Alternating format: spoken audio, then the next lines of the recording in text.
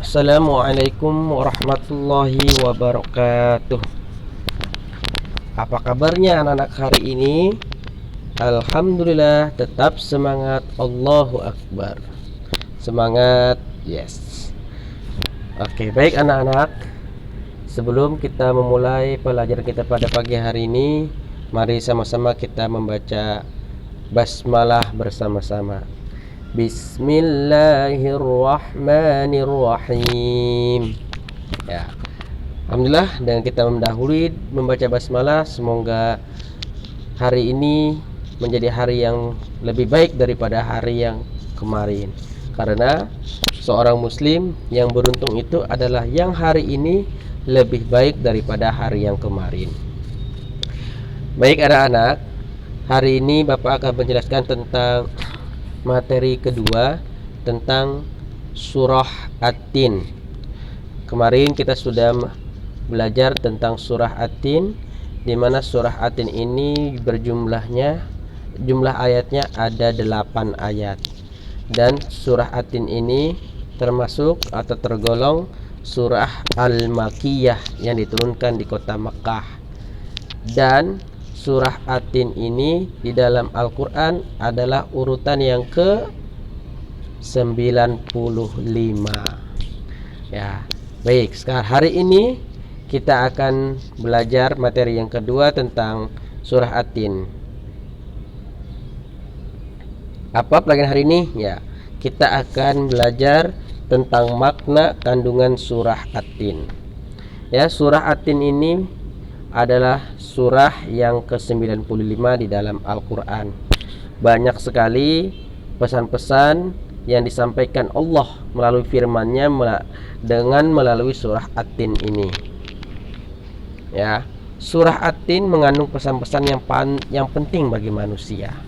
Jadi makna dari kandungan surat ini yang akan Bapak sampaikan. Yang pertama nanti surat At-Tin ini mengandung pesan-pesan yang penting bagi manusia, di mana pesan-pesan penting itu adalah manusia adalah makhluk Allah yang paling sempurna bentuknya. Jadi kita sebagai manusia adalah makhluk ciptaan Allah yang paling sempurna, yang disampaikan Allah melalui surah At-Tin. Kemudian pesannya, Allah mengingatkan bahwa banyak manusia yang menjadi makhluk Allah Subhanahu wa taala yang sempurna ini dapat menjadi makhluk yang hina karena perilaku mereka yang tercela.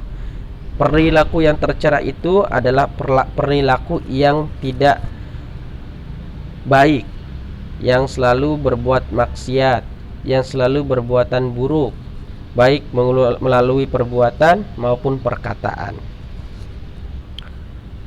Kemudian Allah menyampaikan dalam surah At-Tin, Allah memberikan pahala kepada orang yang beriman dan selalu berbuat kebaikan. Jadi kita sebagai umat Islam, apabila selalu melakukan perbuatan kebajikan dan amal soleh, pasti Allah akan memberikan pahala yang tak terkira untuk manusia tersebut. Anak-anak di sini mau dapat pahala atau dapat surga? Mau masuk neraka atau masuk surga? Ya, pasti kita semua ingin masuk ke dalam surganya Allah Subhanahu wa ta'ala. Oleh karenanya, kalau kita ingin masuk ke dalam surganya Allah Subhanahu wa ta'ala, kita harus beriman kepada Allah dan harus melakukan segala perintahnya dan menjauhi segala larangannya. Oke ya, baik, kita lanjut. Ya, marilah kita pahami arti makna setiap ayatnya. Sebelum kita mengetahui makna dari kandungan surah At-Tin ini, kita terlebih dahulu memahami arti dari surah At-Tin dari ayat pertama sampai ayat terakhir.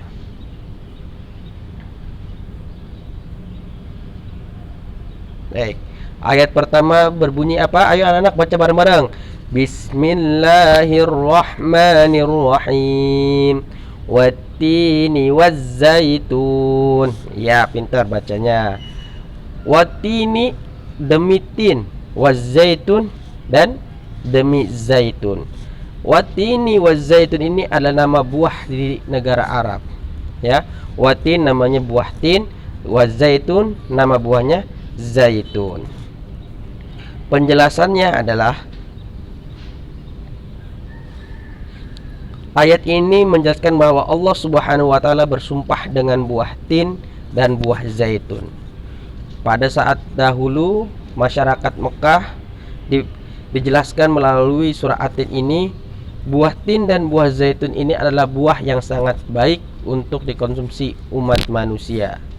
Banyak sekali manfaatnya untuk kesehatan. Oleh karenanya, perbanyaklah makan buah tin dan buah zaitun. Bahkan minyak yang bagus itu adalah minyak zaitun. Ya. Oke, lanjut. Kita lanjut ya.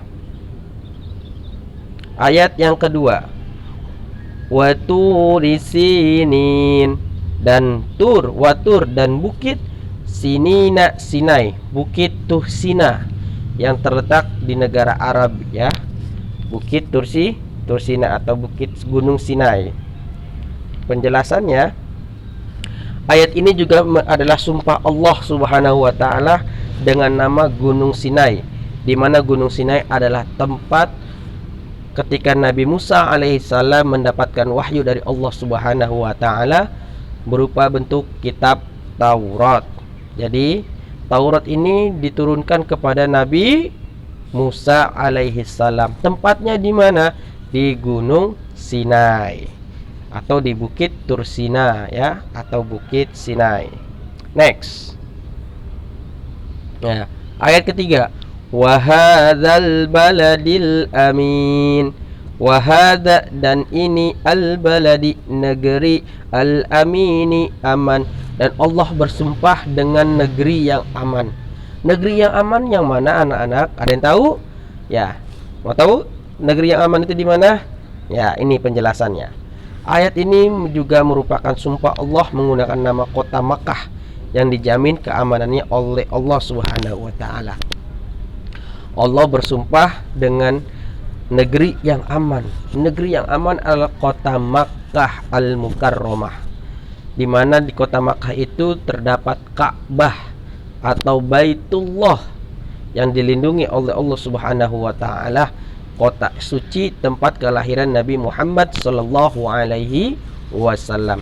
Makanya Allah bersumpah bahwasannya Al-Makkah Mukarramah ini adalah kota yang aman atau negeri yang aman. Ayat keempat, laqad khalaqnal insana fi ahsani taqwim. Laqad sungguh, khalaqna kami telah menciptakan al insana manusia, fi ahsani dalam sebaik-baiknya taqwimin bentuk. Jadi manusia adalah ciptaan Allah yang paling sempurna bentuknya ya, bahwa manusia diciptakan oleh Allah Subhanahu wa taala dengan bentuk yang paling sempurna. Kesempurnaannya tersebut dapat dilihat dari bentuk jasmaninya. Manusia mempunyai mata, manusia mempunyai tangan, manusia mempunyai kaki, manusia mempunyai hidung, nah, dan manusia mempunyai panca indera ya, dan melebihi apapun. Jadi manusia ini adalah makhluk yang paling sempurna. Jadi kita harus mensyukuri atas penciptaan Allah kepada kita. Kita diciptakan seperti ini, alhamdulillah. Cara mensyukurinya bagaimana? Cara mensyukurinya terutama adalah mengucapkan alhamdulillah. Alhamdulillah, saya mempunyai kedua tangan, bisa digunakan untuk makan. Alhamdulillah, saya mempunyai kedua mata, dapat melihat dengan sempurna, dapat menikmati ciptaan Allah alam semesta ini, bisa melihat pesawat yang terbang di langit, bisa melihat bulan, bisa melihat matahari yang bersinar terang. Alhamdulillah. lillah. Jadi kita harus mensyukurinya apa yang telah diciptakan kepada kita dengan sebaik-baiknya pencipta. Dan kita diciptakan seperti ini, insya Allah tidak pernah ada sia-sianya. Dan tidak ada sia-sianya Allah menciptakan manusia. Ya. Ayat kelima, summa radadnahu asfala safilin. Summa kemudian, radadnahu kami kembalikan dia, asfala lebih rendah, safilina tempat yang rendah. Manusia ini adalah makhluk yang sempurna oleh Allah Subhanahu wa taala dan memiliki kemuliaan. Manusia memiliki kemuliaan, tetapi kata Allah dalam surah At-Tin ayat kelima, summa radadnahu asfala safilin. Manusia itu bisa menjadi hina, bisa menjadi turun derajatnya serendah-rendahnya derajat, serendah-rendahnya atau sehina-hinanya derajat manusia di dunia ini. Kenapa? Manusia itu tidak bersyukur atas apa yang diberikan oleh Allah Subhanahu wa taala. Dia tidak bisa menggunakan kemampuannya yang diberikan oleh Allah Subhanahu wa taala untuk kebaikan. Dia kufur atas nikmat Allah yang dia berikan. Ya, dia selalu berbuat maksiat. Nah, ini adalah contoh manusia-manusia yang tidak bersyukur atas penciptaannya yang diberikan Allah Subhanahu wa taala. Ya, penjelasannya, meskipun manusia memiliki bentuk yang sempurna, dia dapat menjadi makhluk yang rendah, yaitu manusia yang tidak menyadari kesempurnaannya sebagai makhluk akan mudah dipengaruhi oleh hawa nafsunya yang menyebabkan ia berbuat maksiat. Jadi seorang manusia yang diciptakan sempurna oleh Allah Subhanahu wa taala, apabila dia tidak bersyukur, maka dia akan mudah digoda dan dirayu oleh syaitan dan dipengaruhi lagi dan akan dikendalikan oleh hawa nafsunya, sehingga manusia ini akan menjadi manusia yang hina karena perilakunya yang tercela, yang selalu membuat maksiat. Lanjut ayat ke-6, illalladzina amanu wa amilus solihati falahum ajrun ghairu mamnun.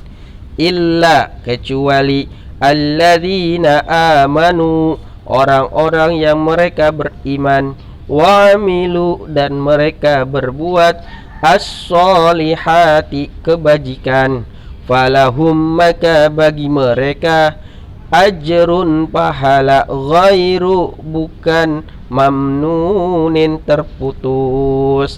Jadi falahum ajrun ghairu mamnun, maka bagi mereka pahala yang tidak terputus-putus. Nah, siapa yang manusia itu tadi ketika dia tidak bersyukur atas karunia nikmat dari Allah Subhanahu wa taala, dan dia akan menjadi seorang yang hina. Nah, kecuali ada manusia yang selalu bersyukur dan dia selalu berbuat amal soleh dan kebajikan, maka dia tidak akan menjadi hina. Apa yang dia dapatkan? Falahum ajrun ghairu mamnun, yaitu pahala dari Allah atau ganjaran pahala dari Allah yang tidak terputus-putus.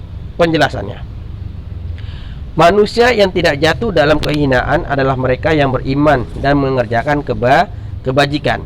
Ia akan diberikan pahala yang tak terkira oleh Allah Subhanahu wa taala. Ada orang ketika bersedekah, dia sungguh-sungguh bersedekah,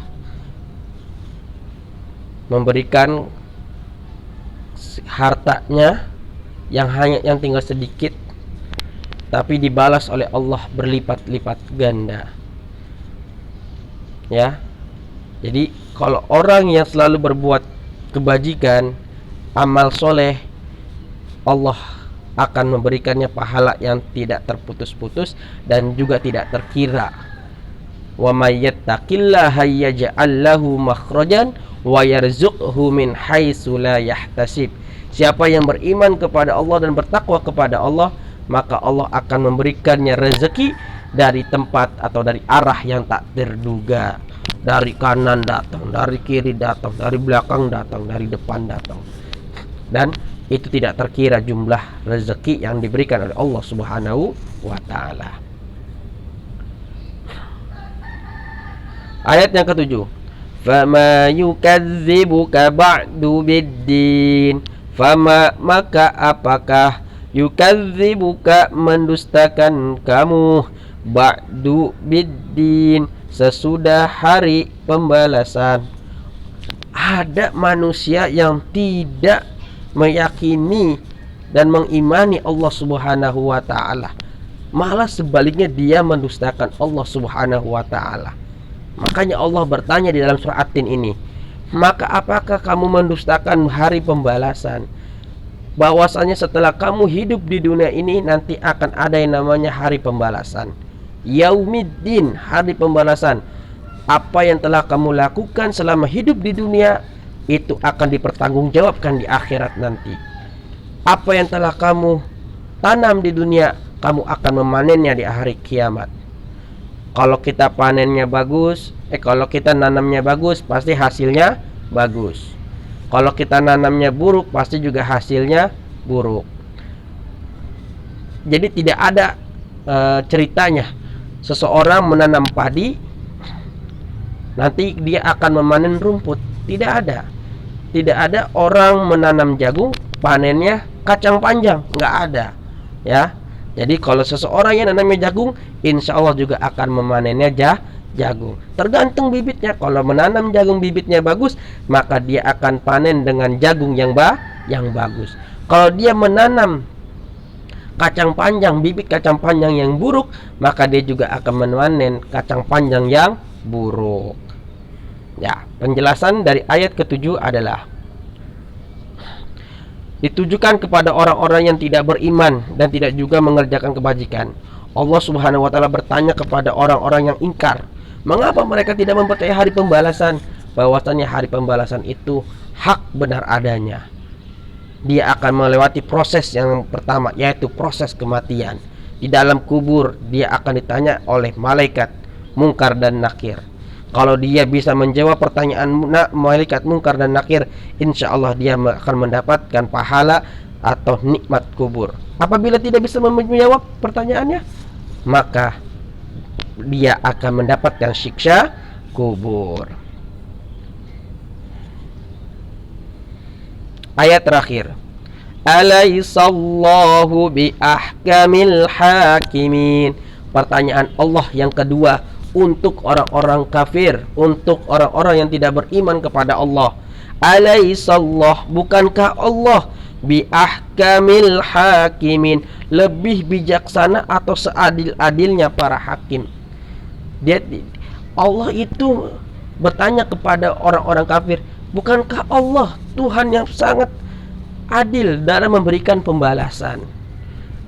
Dia lebih adil, lebih seadil-adilnya, sebijak-bijaksananya pemimpin yang memberikan segala sesuatu pahala atau pemberian itu adil, tidak membeda-bedakan. Penjelasannya Allah Subhanahu wa taala bertanya, bukankah Allah Tuhan yang maha adil dalam memberikan pembalasan? Nah, tadi sudah diceritakan, ada orang nanam padi, nggak mungkin dong nanamnya kacang panjang. Nggak mungkin dong orang nanam jagung nanti panennya gandum, nggak kan? Ada orang yang nanamnya buah apa ya enaknya, buah apa? Buah jambu, nggak mungkin manennya nanti buah jagung, betul? Nah, oleh karenanya Allah adalah Tuhan yang maha adil dalam memberikan pembalasan. Oleh karenanya setiap manusia yang memanen kebaikan di dunia akan dibalas kebaikan oleh Allah Subhanahu wa taala di akhirat. Dan sebaliknya, manusia yang memanen kemaksiatan atau perbuatan yang tidak baik selama di dunia akan dapat balasan dari Allah, keburukan di akhirat yang sesuai dengan dia tanam di dunia ini. Ya, jadi orang yang beriman akan mendapatkan pahala yang tak terkira dari Allah. Ya, singkat penjelasan dari surat At-Tin dari ayat pertama sampai ayat 8 ini, bahwasannya kalau orang yang beriman dia akan mendapatkan pahala yang tak terkira jumlahnya oleh Allah Subhanahu wa taala. Namun apabila orang yang melakukan kemaksiatan serta kejahatan di dunia, maka bagi mereka adalah tempat yang hina. Tempat yang hina baik di dunia maupun di akhirat. Pasti anak-anak kelas 5 sering nonton film di Indosiar, betul? Nontonnya tentang azab. Ya, tentang azab, di mana itu menceritakan kalau orang yang sering menghasut, yang sering dengki, yang sering melakukan kemaksiatan, berbuat yang tidak baik, di dunianya akan susah, akan sengsara. Kita jadi manusia jangan iri.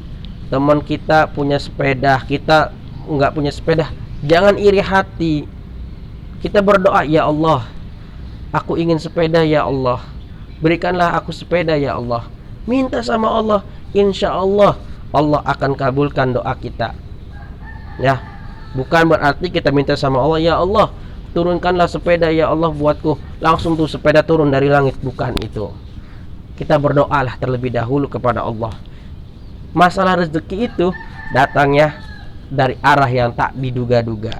Entah nanti ketika kita berdoa kepada Allah, ya Allah berikanlah aku sepeda, nanti ayah atau bunda kita sedang bekerja, tiba-tiba ingat ada rezeki, dia akan belikan sepeda untuk kamu.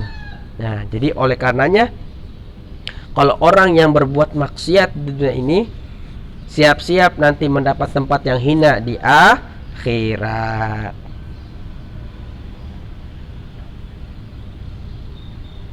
Oke ya. Nah, sekarang Bapak akan menyampaikan kandungan makna dari kisah dari Quran surah At-Tin. Mana nih? Oh, kok keluar.